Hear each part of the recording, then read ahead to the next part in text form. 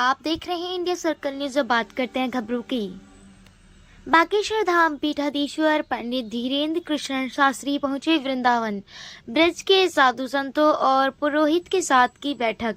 धीरेन्द्र कृष्ण शास्त्री द्वारा दिल्ली से वृंदावन तक की पदयात्रा 7 से 16 नवंबर के मध्य निकालने पर साधु संतों के साथ किया मंथन। धीरेन्द्र ने कहा कि पदयात्रा का नाम श्री बागेश्वर बांके बिहारी मिलन सनातन हिंदू एकता होगा। वृंदावन के कृष्ण कृपा धाम में आयोजित सभा में धीरेन्द्र कृष्ण शास्त्री ने पदयात्रा में सभी धर्माचार्यों को कार्यक्रम को सफल बनाने का किया आग्रह। बैठक में करीब 200 से अधिक साधु संत, महंत और ब्रजवासी हुए शामिल। साथ ही बीजेपी सांसद मनोज तिवारी भी रहे मौजूद। बैठक में निर्णय लिया गया कि पदयात्रा में हिंदू राष्ट्र को लेकर लोगों को एकजुट करना लक्ष्य होगा और साथ ही ब्रज में मांस मदिरा की बिक्री पर रोक लगाने के लिए लोगों को जागरूक करेंगे। इसलिए पड़ रही है भारत को पुनः खंड खंड करने की तैयारी है। भारत में लगातार विदेशी ताकतें सक्रिय हैं। सनातनीय परंपरा पर लगातार उंगली उठाई जा रही है।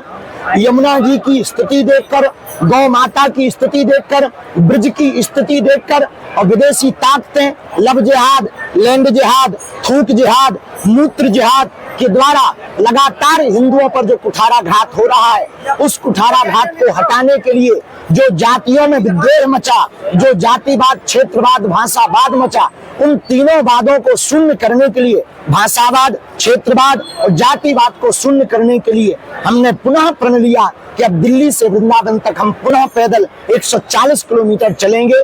इस कात्यायनी माता मंदिर से चलकर श्री धाम वृंदावन आएंगे। बांके बिहारी के दर्शन करके यमुना महारानी के क्षेत्र में पदयात्रा को विराम करेंगे। सनातन की सरकार है, सनातन की मांग करी जा रही है जी। सनातन की सरकार है और आप हिंदू राष्ट्र की मांग कर रहे हैं। तो हिंदू राष्ट्र की मांग हमें कागज पे नहीं चाहिए, लोगों के दिलों में चाहिए। हम तलवारों से युद्ध नहीं करना चाहते, विचारों का युद्ध करना चाहते। हम तलवारों से परिवर्तन नहीं लाना चाहते, विचारों से परिवर्तन लाना चाहते। और विचारों का मतलब प्रत्येक व्यक्ति के विचार कट्टर हिंदुत्व के हो गए। कट्टर हिंदुत्व का मतलब हमें किसी को मारना या गिराना नहीं है, सबको गले लगाना और अपनी संस्कृति की रक्षा के लिए आगे आना। पहले से हिंदू राष्ट्र घोषित है, अब घोषित की तरफ है। जो हिंदू राष्ट्र मानेगा उससे फायदा होगा, जो नहीं मानेगा नुकसान होगा। बिल्कुल बात सही है। भारत हिंदू राष्ट्र ही है। जहाँ बहुसंख्यक हिंदू हो वह हिंदू राष्ट्र ही है। लेकिन जो नहीं स्वीकार कर पा रहे हैं, उनको हिंदू राष्ट्र की विचारधारा को स्थापित करने के लिए यह पदयात्रा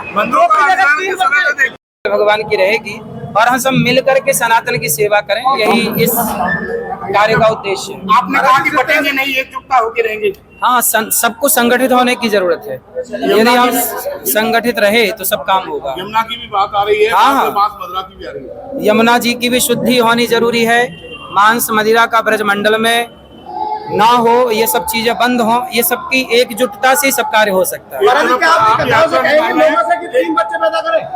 भाई हम तो कहते 4 पैदा करो, 5 पैदा करो, क्या दिक्कत है? एक तरफ यात्रा की बात हो रही है, दूसरी तरफ मंदिरों का अधिग्रहण हो रहा है। तो कैसे आप कह रहे हैं कि एकता होगी एकता?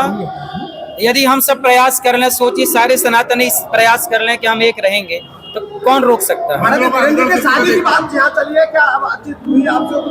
नहीं, कोई बात नहीं। मंदिरों का जिस तरह से एक संत एक दूसरे पर प्राप्त करना, सभी संत प्रेम से रहें और सभी की जरूरत इस देश को है।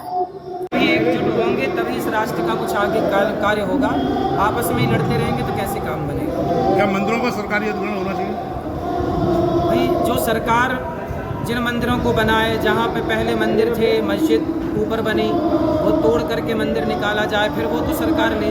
पर जो मंदिर जहाँ थे प्राचीन परंपरा से चले आ रहे थे, वो उसी परंपरा से चलने चाहिए। राधे राधे।